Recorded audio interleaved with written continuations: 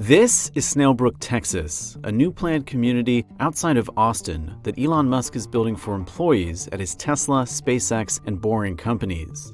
And this is Starbase, a rocket development site and another new Musk city with housing for SpaceX employees, located outside of Brownsville, Texas. Recent construction at both of these sites has led to speculation that Musk is building company towns. We think that this big brother-like control that's associated with company towns is un-American. History shows that that has been a big part of American industrial history. Hey. Here's why Musk might be looking to the company town model for his properties in Texas. My wife and I bought this property about 10 years ago. We originally came for the nature and the privacy and the peacefulness. This is Chap Ambrose. In 2021, Elon Musk's Boring company bought the 70-acre cow pasture that sat below Ambrose's property. I am a fan of Elon Musk. I think a lot of what he does is really cool and inspiring. Such a fan, in fact, he even owns a remote-controlled Cybertruck.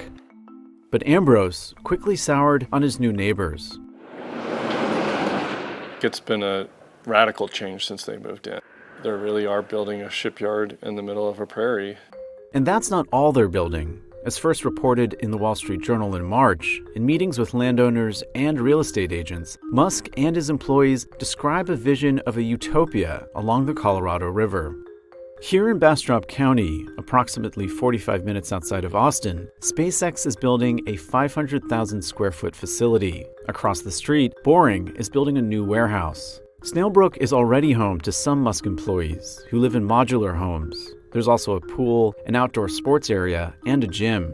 Plans suggest the site will eventually have 110 homes, and Boring plans to convert one into a Montessori school. As of last year, Boring employees could apply for a home with rents starting at about $800 a month for a 2 or 3 bedroom in Снейлбруке. The median rent in Bastrop is about $2,200 a month. For his part, Ambrose welcomes the economic impact that Снейлбруke's residents will bring to the area. His primary concern is how the development could affect the local groundwater. If you sit out and watch the work they do, they're not careful. Recently, Boring applied to state environmental authorities to discharge up to 140,000 gallons of industrial wastewater a day into the Colorado River. Since beginning construction, Boring has received multiple violations from the Texas Commission on Environmental Quality. Ever since Musk's companies moved in next door, Ambrose has been documenting the development. I'm concerned they're going to continue to break those permits. I mean, they are moving so quick, 1 week to the next, it can be a radical difference. Musk tweeted that the March Wall Street Journal article that broke the news about Снейлбруке was false, but he has not specified what in the piece was incorrect.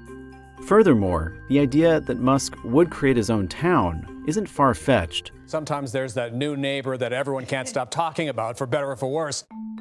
In 2021, the billionaire announced he was building the city of Starbase, which Musk envisions becoming a major spaceport. Starbase is being built on Boca Chica Village, a seaside hamlet surrounded by a wildlife refuge, located about 25 miles outside of the southeastern Texas city of Brownsville. SpaceX has not officially incorporated Starbase, but since 2012, the aerospace company has been buying up the area's pre-existing homes and turning them into employee housing. Much like Снейлбруке, Starbase's development attracted scrutiny from residents, concerned that SpaceX's expansion will come at a steep price to the local environment. You load 16 tons, and what do you get? Another day older and deeper in debt. In 1947, country singer Merle Travis immortalized the exploitative nature of company towns in his song 16 Tons, about the life of a Kentucky coal miner. I owe my soul to the company store. People tend to think about a town where the company owns everything, where the company has built all the housing, there's a company store. In many of these coal mining towns, people were not paid in American currency, they were paid in company-issued money that's really only good at the company store. Author Hardy Green has written extensively about the history of company towns. There is no strict definition of company town. A company town, there's really only one company that dominates, but beyond that, there's a wide range. Some towns are more restrictive, more exploitative, and others are more caring and paternalistic. The more exploitative company towns, like the one referred to in Travis's song, tended to be communities based around a single resource. Coal towns or extractive industry towns tend to be a little bit like, prison camps.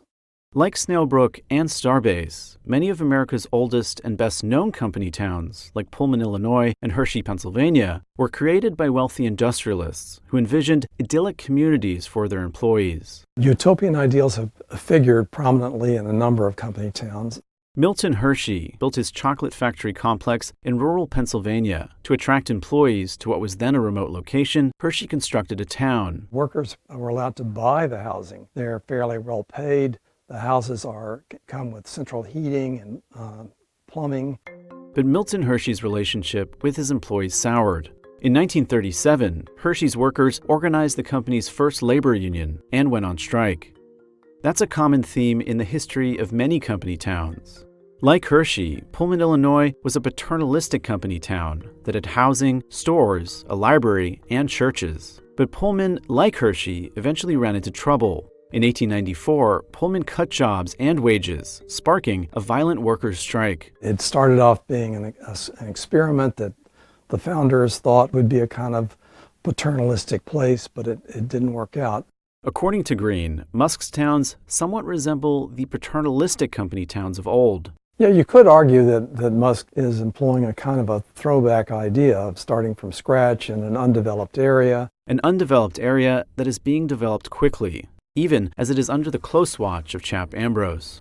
We're not anti-growth, we're not anti-Elon, but we are pro-clean water. And unfortunately, those opposing forces seem to be coming to head for some reason. Whether Снейлбруке or Starbase will avoid the pitfalls of previous company towns remains to be seen. Neither have yet been incorporated, so technically neither exist in a legal sense. But if Musk does decide to incorporate either town, that shouldn't be too difficult. In Texas, as soon as a community has 201 residents, it can petition to incorporate.